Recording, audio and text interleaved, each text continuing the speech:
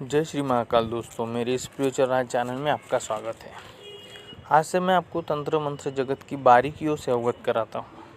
YouTube में हजारों की संख्या में मंत्र और विधान दिए हुए हैं, जिसमें से बहुत ही कम सही मंत्र और विधान हैं। सबसे पहले आपको अपने जीवन में आने वाली परेशानियों को समझना पड़ेगा कि क्या ये आप जो परेशानियों से जूझ रहे हो वो तंत्र मंत्र या नकारात्मक ऊर्जा के द्वारा हुई है या अन्य सांसारिक कारणों से। जैसे कि मैं आप लोगों को कुछ उदाहरण देता हूँ। समझ लीजिए कि आप अच्छी जॉब पर हैं, महीने की अच्छी इनकम आती है, अच्छी तनख्वाह है, फिर भी आपके पास पैसा नहीं टिकता है, तो कुछ आपके ऊपर नकारात्मक ऊर्जा का असर है, तंत्र का असर है। अगर आपके पास साधारण सी जॉब है और सारा पैसा घर खर्च में, आपकी ज़रूरतों में खर्च हो जाता है, तो ये स्वाभाविक बात है।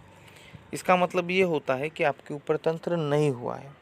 पर इसमें दूसरी बात ये भी है कि परेशानी देखो सबके जीवन में आती है, पर आपकी परेशानी तकलीफ़ें कभी ख़त्म होने का नाम ही नहीं ले रही है, तो ये तंत्र हुआ है।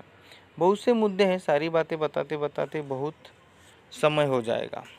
मैं कुछ ऐसे सूत्रों को आपको बताता हूँ जिसे आप चेक करके खुद आप समझ सकते हैं कि आपके ऊपर तंत्र हुआ है या नहीं हुआ है।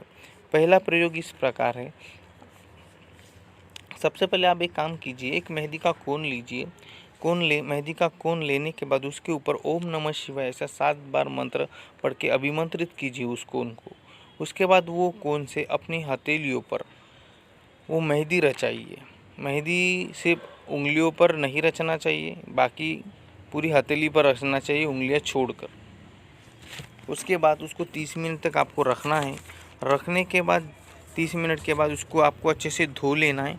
धोने के बाद उसको आप साफ़ स्वच्छ कपड़े से पोंछ लेना है। अगर वो रची हुई मेहंदी में अगर किसी प्रकार के काले धब्बे आते हैं या सफ़ेद धब्बे नज़र आते हैं, तो आपको खाने पीने में तंत्र करके खिलाया पिलाया गया है, तो आप उससे समझ सकते हैं कि आपके ऊपर तंत्र हुआ है। इसी तरह से मैं आपको रोज़ एक नया सूत्र समझाते जाऊंगा। आप ये सारे सूत्रों को समझने के लिए और उपायों के लिए मेरे इस चैनल स्पिरिचुअल राज को लाइक कीजिए, सब्सक्राइब कीजिए।